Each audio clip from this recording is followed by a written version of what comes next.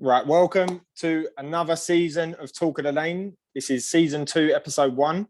I'm here with Paul and Gavin. How you doing, boys? Yeah, good. I'm good. So there's been a lot going on over the summer. We had the Euros. Spurs have got a new manager, Nuno. A few signings in and out, and then obviously we've got the Man City game to talk about yesterday. Where should we kick off, boys? What do you think about Nuno? Smashing the champions, man. Let's kick off. Okay, all right then. Well, we was all at the game together, so I know roughly how you feel. But what do you think? No, I think it was a good start. It blends Nuno and City, doesn't it? It was a good start for the boys. You could see the energy was back. We lacked that under Jose, in my opinion. The intensity was there. The aggression was back. And I think he put some youngsters in. Jaffet and Oliver did good jobs. I thought they were very solid. The Jaffet got man of the match, I think, officially. And I thought, he did. I thought Skip played really well. And we're talking against champions of England. Man City, one of the best teams in Europe. If Skip does a job like that, imagine what he'll do against mid-table teams. He'll be a good player for us.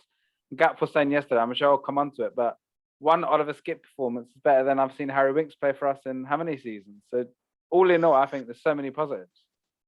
I think Gav let the whole block know, didn't he? I think he said it loud enough that the whole block 424 knew his feelings about Skip. No, I thought, like Paul just said yesterday, was a very good performance.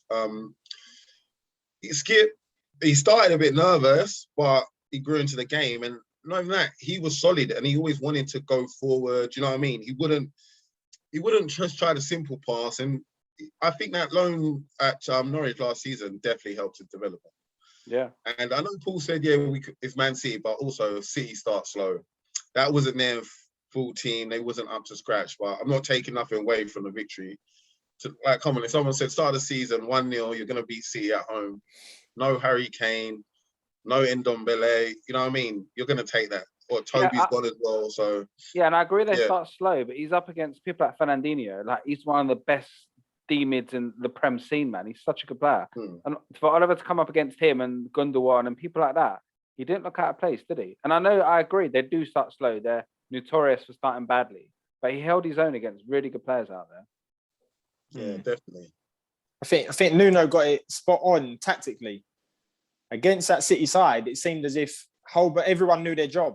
It was perfect. Holberg and Skip were really effective in the middle as the two DMs that are going to be like the enforcers and actually put pressure on people.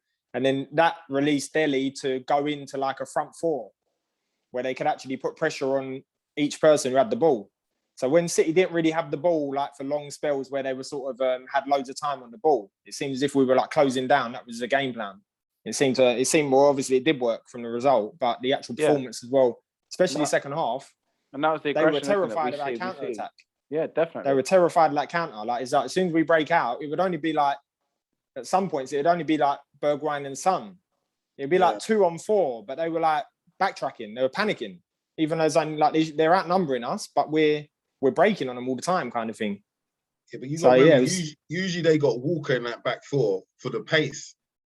Yeah, he gets them out a lot. Diaz ain't the quickest, you know what I mean? So they were, and I think match fitness as well. Like, you've got, you know what I mean? You've got to be ready, like, to think a few games time. Yeah, they're probably, but we did terrify them on the counter attack. And you got to think Mora had a good preseason, and so they played every game. You know what I mean? So even though they did look tired towards the end, I'm happy. Yeah, I'm very happy with that.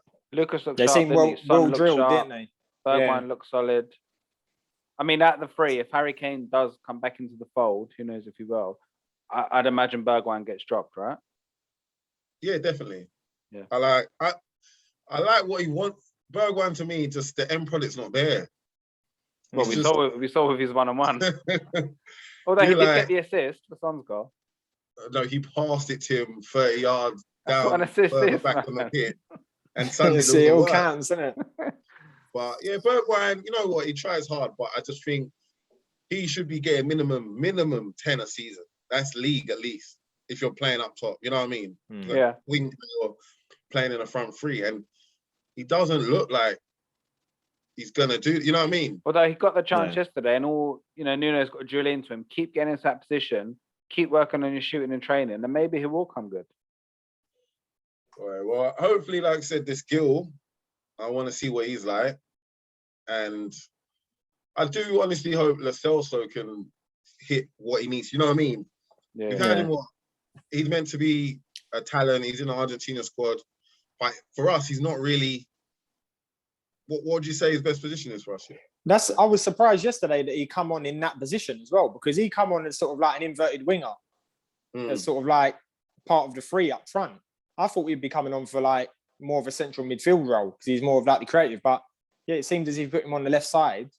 I thought it would have been like a straight swap for like Delhi or something like that, where he would have played him through. He would have come straight swap for Delhi, and but yeah, I didn't expect that. I didn't expect that when he come on.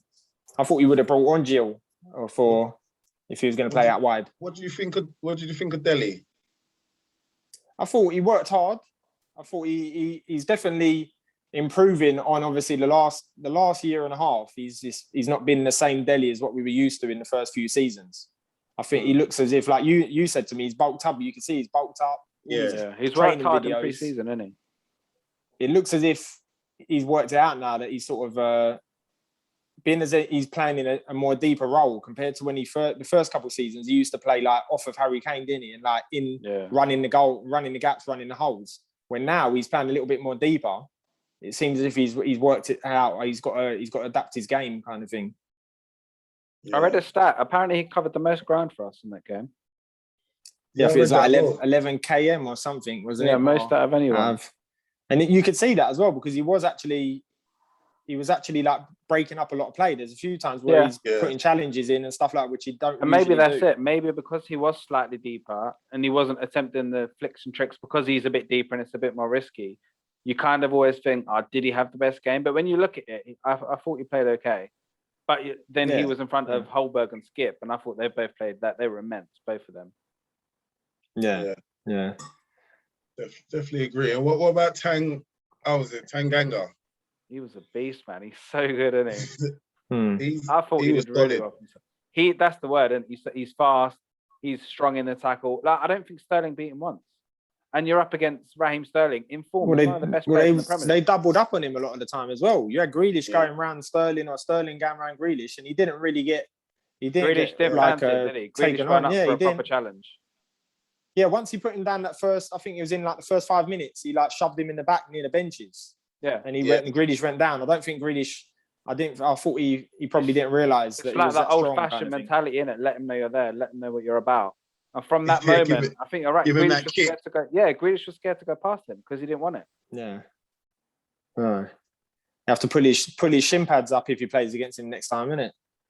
Did you hear about the news for the Europa or the European league or the Europe squad that we didn't pick Ndombele or Serge Aurier? Yeah. So what does that say? Is he Ndombele leaving? I did read it. This is just the squad for the first two what do you call it? Qualifiers, yeah. So after these qualifiers. So after the qualifiers, I think we can re-register another team.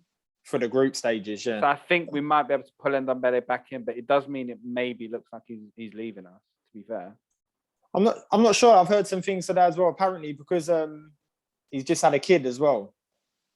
So they're saying that like off the pitch he's got other, I don't know, not other commitments as such. He's a professional football player, but I don't know whether that's what Nuno means when he says he's not in the right. Nuno said something about he's not in the right moment to join the squad. I'm not in the not in the right moment to join. Yeah, maybe so it might be just he won't play for us for the next couple of weeks because they're on 19th and 26th, so they are quite soon, aren't they? Them 2 games. Yeah. So he might not. Yeah, he's not going to be fit, is he? He's not the fittest of players from just in general. So imagine he hasn't played. I was putting it politely. It looks like he's trimmed down. That picture where he had the armband. Yeah, that picture. Yeah, even know. Why Photoshop? She shouldn't be wearing that armband, man. Well, Hugo's got to say something to him, isn't he? He'll never be our Hugo's captain. got to step up to him. He can always turn it around. He's talented enough to turn it around. You never know. All right, back to the game quickly. When we all saw the team sheet, who was confident? Eric Dyer and Sanchez as centre backs. We were going to keep a clean sheet. Come on, be honest. No, we weren't. And how good did they both play? Like, I'm not saying we should keep them 2 centre back for the season, but they both played really well, right? Yeah, no, but You City can't knock them. Yeah, can't knock them for that also as well. That performance. Torres up top for City wasn't all that. You know what I mean? It's not like they're against Aguero or something. And I'm not gonna lie, I remember I see the team sheet on Twitter. I was gonna tweet like, "What is this?" And I thought, you know what? It's a new season. Start with something positive. I said, "Look, I'm not expecting nothing." And look, you know what I mean. So, but I That's like to it. see Rogan as well. Nuno's had an effect on you, Gav. No, but I've always said I wouldn't mind him. You know what I mean? Like he's someone. Give him a chance. You know what I mean? I always will back the manager, like a new manager. I know Paul, after 5 hours, wanted Mourinho out, but we're not all like that. So. No. He's the only manager I've never backed. Any other man, like I just didn't want Jose. I just don't like his style of football. But as soon as we were linked with Nuno, I like him as a person. I don't mind the football he plays. Yeah. You know what you're going to get. You're going to get hard work. And for the situation we're in, for the situation we're in, with the young players coming back in, like Skip, like Sessegnon, them kind of players, you think he's the right manager to have in this situation, in this season, to start a rebuild and utilize the squad that he's got. He's probably the right man to come in, rather than getting, say, a bigger manager who's going to want to spend money, which realistically we're not really going to spend massive money. But that's what Conte wanted. He wanted the money and to not really play youth unless he needed to. Yeah. But Levy wants youth to be brought through, which is. So I don't know. So I know a lot of people wanted Conte to come straight in, buy a load, buy 5-6 players and start winning. But I don't mind it. A manager like Nuno coming in and starting with the youth and starting the process again. And I know people are bored of we're in transition and the process and all this crap. But when Poch came, those first 3, 4, 5 years when Poch started what he was doing was the best time we've ever had as Spurs fans. So I don't mind going through that process again with Nuno. The enjoyment factor was there, wasn't it? Even though, as we say, Spurs don't win trophies and all that, the actual enjoyment out of them few years, like the 2016-17 season alone. Yeah, you can start relating to your players again.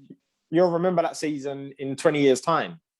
Where the last season at the Lane. Where some City fans probably won't even remember when they won a league, because the season, the football was just the standard run-of-the-mill football for them. And there was no, as you say, no romance to it as such. When you're going and spending 100 mil on players every year and stuff like that, it's quite easy to win trophies like that as such. Yeah, I like him and I like his passion.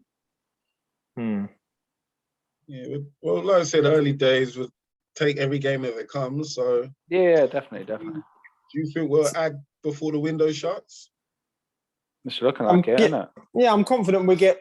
I think from what the rumours have been going around is that definitely Aurier is on his way. Sissoko is meant to be on his way. I think Aurier is definitely going. I think it's roughly agreed or whatever. They've just got a. It's just weird though. He's still linked with PSG. I don't think it's good enough to get in PSG's first 11. But PSG don't need to defend. When you got players like that, this is where a lot of players at top clubs, defenders, don't really get found out because you're only going forward. You know what I mean? Yeah, PSG now are going to have the ball quite a lot in the matches. So only with us we found out that he couldn't defend. That's true. He's reckless. But if he goes, obviously we've got Doherty and Tanganga right back. So yeah, and obviously Tanganga can cover right back and centre back. So that's kind of good cover for them two positions. Obviously we've got Romero to coming in, you'd imagine, to be starting with one of the two. But also we're still linked with that Japanese centre back. I'm not too familiar with him, to be honest, but we are Tomiyasu. Yeah, they were saying he's a right back. I think he's a right back that can cover centre half as well. So I think I heard that was the deal. Once he comes back from the Olympics, Aurier will be leaving and he'll be coming in. But it's gone quiet at the moment. We're not too. It's just all paper talk, really. And then obviously we're still linked with a couple of strikers, and you would imagine it's to replace Harry if Harry does go. Kane's replacement, yeah. That's the thing they keep saying in the narrative. Oh, it's to play alongside Kane, but in reality, if we sign a 60-70 million pound strikers to replace Kane, right? Of course, that's my thing. If we do sign a striker, Kane's leaving. I can't see us. What do you think about? What do you think about Kane yesterday not making the squad? Because I was very skeptical of it, and I thought, it speaks volumes that he wasn't in the squad. But then when I come back from and come home and actually looked into it and read some of the stuff that was going on. It said that the Friday and Saturday, the club had only done tactical training for the City game.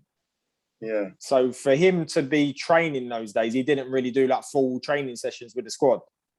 So when you think of it, any player that come back late, didn't really train with the squad, isn't fit, they wouldn't be in the squad either. It's just because it's Harry Kane and there's the speculation around him. They're making a huge thing out of it. Look at, like I said, Ndombele didn't even go to Euros and hasn't played a minute of preseason football yet. Yeah. Harry Kane come back late, self-isolated, training on his own. Do we need to rush him for Sunday, like yesterday? No. I still think it shows there's a little bit of a rift there. Because, like, as Ross was saying yesterday, we've got enlarged benches now. We've got 9 subs on the bench. But he hasn't. But he hasn't say, played, say you're losing 1-0 and you get a corner in the 89th minute. Harry Kane don't need to play to come on and win a header and score a goal on a corner or poach something in the box in the last 2-3 minutes. You don't need to be fit to come on for Tottenham and play 5 minutes. That he was only playing in the Euro final how many weeks ago? 3, 4. So he's not that unfit.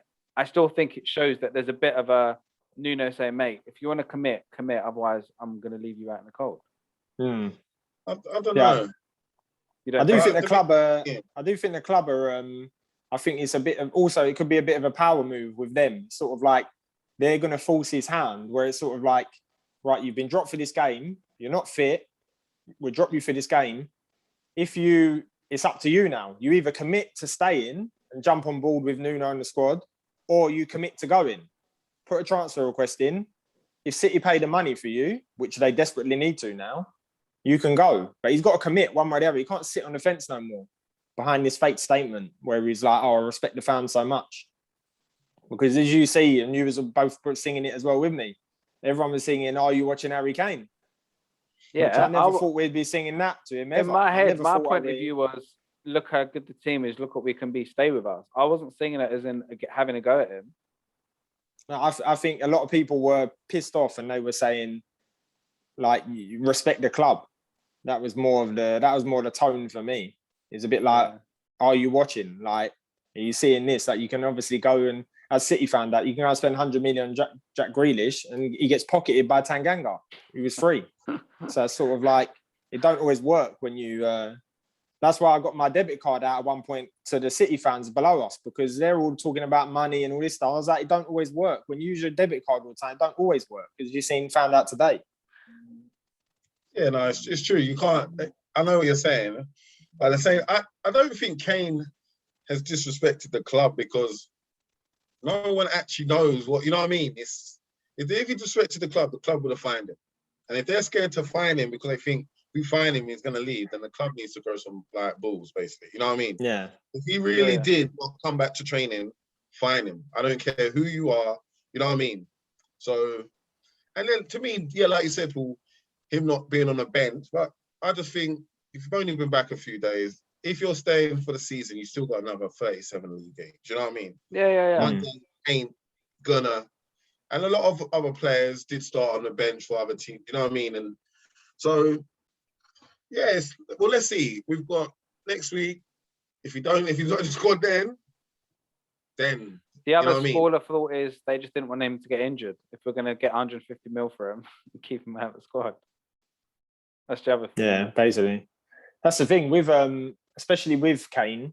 I think now he's worth 170 any after yesterday, because when someone's that desperate and they need something, the value goes up. They do need someone. As you can see, they desperately need so, because even when Jesus come on, I think I said to you, but why are they playing him on as a left inverted winger? I thought he'd just go straight in up top and have... Yeah, and then he brought De Bruyne on and switched it and put him in the middle. But even then, he didn't affect us at all. Jesus did not look dangerous. Yeah, that's the thing. Yeah, it was strange to me, because he's like their only, as you would say, striker, centre forward, and he brought him on as a left inverted winger. And then, as it obviously was planning to move it around after, but you think they desperately... If they had a Harry Kane or if they had a Aguero yesterday, it could have been a whole different game, to be fair. They got like, what, 5, 6 number 10s and no striker. And they made chances in the first half. They could have easily put one in, but they just didn't have that killer instinct. But then you got to look at it like this. Man City are not going to start this season wanting to win the Champions League and the league with Jesus and Torres as their only two strikers. But they started last year with Aguero and Jesus. And Aguero, we all know his fitness issues and he's getting older. And how many games did he play last year? And they still won the league and they got to the final of the Champions League. Aguero is still Aguero, Paul. But if Aguero is not playing, and we all knew he wasn't going to be fit last season, he missed most of the season last year. He didn't play too many games. And then, I understand that. But also, do you think after them losing the Champions League, they've lost 3 games in a row as well now? Champions League, the Community Shield, and the first game of the season. Yeah, but they lost to us, Chelsea and Leicester. They're 3 good teams. Anyone can lose to us, Chelsea or Leicester on the day. But they haven't scored a goal in them 3 games. Yeah, that's the concerning thing for them, isn't it? So you're going to think it would be a brave decision for Pep to start the season with that squad, like without a striker.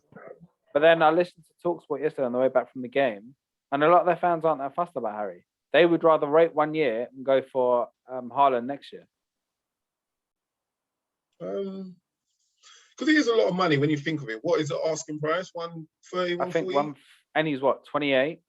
He is prone to an ankle injury. We know that as Spurs fans. They should know that because he missed the Champions League final. He'll get rested a lot more though. He wouldn't be playing. Yeah, he wouldn't be playing all the games, would he? As such. No. So yeah, that's obvious. But if the bid comes in, then I think we would sell him. But what do we do as a club then? Because then we go into the season with no strikers. No, obviously this is the thing. Have they, or how do you know the deal's not getting struck behind now? That's why Kane didn't.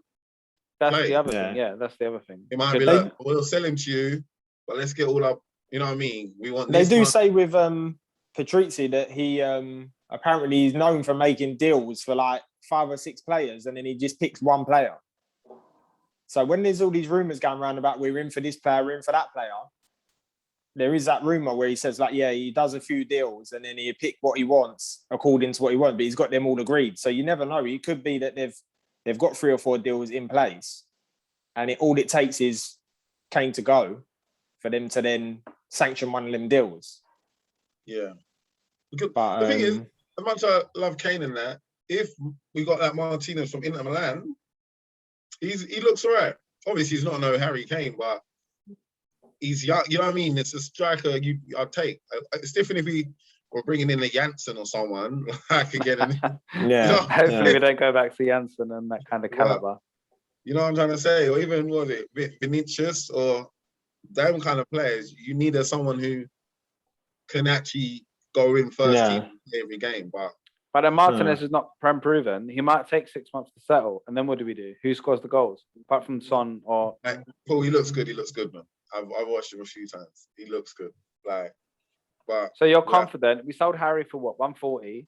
We've got this Martinez guy in for, maybe 70, 80 from what they're saying. You'd be happy with that. And we got 60 million to buy someone else. Then I want another midfield as well with the money. No, but they are saying... still going to go into the season with one striker. We've done that with Harry Kane for the last 5 years, and it always gives us trouble. Some will be the backup striker, and I heard Scarlett's nearly ready. I mean, you can't pin your hopes on saying Scarlett, though, man. That's dangerous, isn't it? Hey, we started with Harry Kane like that, so I mean, Kane just come on the scene, didn't he? He just took over from Soldado. But then what happened? The year we got Fernando Llorente as just a backup, and that's all he was. We excelled because he had a decent backup. I agree, but the board don't want to buy 30. I'll take those 3 chances. Like, look at, he sounds silly, but look at Man U, Ibrahimovic and Cavani. They're all old strikers that just do a job. You know what I mean? Like, Man U still need a big striker, but they just thought, okay, you know what? Let's get someone experienced in that can do the job. Chelsea, Thiago Silva, experienced it. You know what I mean? Sometimes you just got. And now Lukaku. He's in form. They gone big, isn't it? Now. But you know what I mean? Some teams just think, let me just get that experience in. We always think, like, even get rid of a Tongan and Toby. Sometimes, is it not right just keep them there another year just to help the youngers come through? You know what I mean? I think Toby could have stayed another year. We just got rid of them and then that's it. And look at Vertonghen. He was playing the Euros in the summer and he played quite well. And the captain. Against pace, he struggled, but that's fine. He was always going what does that say? We let the captain of Belgium go and he could still play the Euros. So And they're the number one ranked team in the world. when it's saying, I swear Chadley was in the squad. Yeah, he was. I always liked Chadley. I thought he was decent. But then I like Lamella and you hate Lamella. So No, I don't hate Lamella. I just thought for 7 years, that weren't good enough. Scored 2 goals on his debut, by the way. Or like Ross said, the deflection and tapping. Don't care. Numbers are numbers. Scored 2 on his debut. Well, we'll see what happens in it. And the other thing, Gareth Bale started for Real Madrid, so that he's not going to come back on loan this. Oh, he started. Yeah, he started. No, then I think that was part of our thing with our squad as well. They wanted to get the. We had quite a big squad of players which are on big contracts that weren't really playing or performing. So I think, like as you say, with Vertonghen going, Toby going, Bale going alone, just getting rid of like 4 or 5 players this pre-season, I think it saved about 500 grand in wage budget, which allowed for the Romeros to come in and Romero, he's only 23. Like at some stage, you do need some experience on the pitch. Like, I know Hugo's got it all, and he's been in one, World Cups. But you do need someone on the pitch to take the youngs and say, this is what's happening, but we're going to be all right. They need that leadership, and we do lack. We never have experience. But maybe they see, and you're going to laugh at this, but maybe they see Eric Dyer as a senior man there that can, even though he's not done major things, he was an international. The guy went to beat up a fan in the stands a couple. Is what it is, isn't it? He's shown commitment and passion. That's what we had yesterday. That's it. That's experience. Then, boy, I don't know what young and reckless is then. No, they probably think Holberg is the Holberg, Lloris are the calm heads in the squad. Sonny's becoming a senior player. Yeah. I'll say in this country. And you think as well, like when you look at the squad coming through now, if you look at, I was saying to Paul yesterday, Lo Celso, Romero won the Copa. Sanchez got to the semi-finals. So like they're actually gaining experience on the international level, slowly but surely. And Romero won the Copa as well, didn't he? Sanchez played in the Euro final against Man United, remember a few years ago? And he got smoked. Didn't Jose come out and say that's their weak point, attack him, and then they lost? No, Joe, did you see in the documentary, Jose said to him, he goes, I won the game before it even started. He goes, I had you lot. Your team had no balls or something like that. He said, I won the game from minute 1. Yeah, but he also come out and said he told his attackers to attack Sanchez because he's the weak link in defence. Probably, it wouldn't surprise me. And look, how many times have they done that? But also the setup yesterday, you think under Jose, we would have defended that game for 80 minutes. Or as soon as we scored, we would have defended. Yeah. So that means that Eric Dyer and Sanchez would have had probably double the amount of attacks at them in that 60-minute period. So when they're having half the attacks and they clear them all, they're doing what a normal defender would do. When they're under a lot extra attacks, obviously they're going to, the percentage, you can see the percentage, and the more attacks you have, the more there's chances to make mistakes. And what did we do after we scored? 2 minutes later, we attacked and didn't score again. Like we should have scored again. Yeah, we didn't just set back. We actually looked good value for the win. Even though, you got to think Nuno is not going to be as defensive as Jose. That's impossible. But we did when we defended, we did look solid. You know what I mean? He made sure we set up. But also, we did attack pace, which we stopped doing for a bit. So we'll see. We seem to use the wing backs well as well. But under Mourinho, I know we set up to have our wing backs going forward at points, but yesterday you see Reggie getting forward a little bit. You see Tanganga getting forward into positions where they're going to be crossing it in. Yeah, under Jose, it was always one or the other. It was generally Reggie that went forward, or Serge, but they never went together. But yesterday, Tanganga and Reggie both got forward, which was quite nice. I think we're going to go to play a 3-5-2. I think that Reguilon will be left wing back. I think that's Nuno's style. A lot of people saying that. And you've got to think, we've got why does he want this other centre back? That you know what I mean? Is it Japanese guy? Yeah. And then Tomiyasu. So Davis can play left centre back as well on a free. You know what I mean? We've got quite a few defenders there now. Rodon as well. Tanganga can dropping a free. So Yeah, I think we just need to be we'll end up careful. When doing that. Jose tried to pay a free, it ended up being a 5 that didn't move. So But if Nuno puts it in, he needs to say to the wing backs, get high and defend when Yeah. you need to, but get high and stay high. Otherwise, it's Yeah. 5 and we're losing a player attacking wise. Yeah, because you've also got like Sessegnon coming back in, so he fits the mould to play that left wing going forward as well. Because he's obviously not going to be strongest defensively. I don't think he's more attacking. So if he's going to use Sessegnon as well, he might be thinking like he'll use Sessegnon and Reggie as the kind of wingers, and then he's got the options there to do it. Because apparently he likes Sessegnon. He tried to buy him at Wolves or get him on loan at least, I think. Who? I like Sessegnon. I think he done well. I see a few Nuno, of his he games likes out in Sessegnon. Germany and that, and he done well out there. They liked him. I think they even wanted to keep him, but he said he was always, the plan was always to come back. Well, it's like Norwich trying to buy Skip, and then we said no. Yeah, but I'm glad he we was said their no player, now. wasn't he? He was their player of the year, wasn't he, at Norwich? Yeah, and he was in I the think championship. Won the championship team of the year. He was like a hot property down in the championship. He smashed it every week. He was just killing it. And that's why going on loan to sometimes in the championship, because I think the championship for a young player is harder than the Prem, because the Prem, you're in games with better players. You know what I mean? Yeah. You're the quality. So sometimes it's just a slow game, or not even that. You just look like Winks say he come through with us. He was playing with Musa, most like, you know what I mean, or Ericsson. He could do the simple basis stuff. Skip at Norwich, he had to literally be the guy, Yeah, and it's the physical aspect as well, isn't it? It bulks you, it changes your mentality. Delhi, when he was at MK Dons, 16, 17, he had to be the man. You know what I mean? Yeah. But then I think he lost his hunger. I think that's, you know what I mean? He got where he needed, got to the top, and then just think. It all come quite quick for him, didn't it? It's just worried really, about like 2 seasons. Boohoo man clothing range, is that what you're saying? He went from a £5 million player to a £100 million player. So in the like space of 2 seasons. Didn't he win young player of the year twice in a row or something? And then England squad and all of that. So yeah, he was his, like appearances and goal contributions. They were comparing him to people like Lampard and Gerrard. Yeah, and obviously coming that you're thinking it's going to keep coming, and then because his stats even now, his stats still are crazy because of them first 2 seasons he had with us in the Prem. Yeah, the stats were crazy. Like they were the numbers of what the big midfielders do, but the difference is them big midfielders have done it for a decade. Yeah. Where he done it for 2 seasons. And they would turn up for 90 minutes or even 80 minutes of the match. Delhi in the big games, 20 minutes, 25, and just score a goal, get an goal, and then go missing. But all right, so we've got a couple of minutes left. So as it's the first part of the season, I'm going to ask for a position. What do you think where we're going to come this year? I'm saying we're going to come 5th. I can't see us breaking top 4.